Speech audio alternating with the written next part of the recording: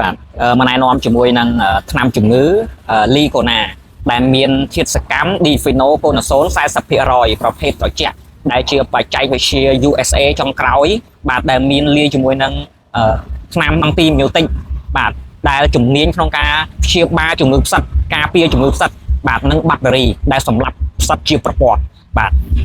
ការពារខ្លាំងនិងព្យាបាលបាន 100%កុំភ្លេចជាមួយនឹងថ្នាំជំងឺក្នុងមួយដបនេះ500មីលីលីត្រ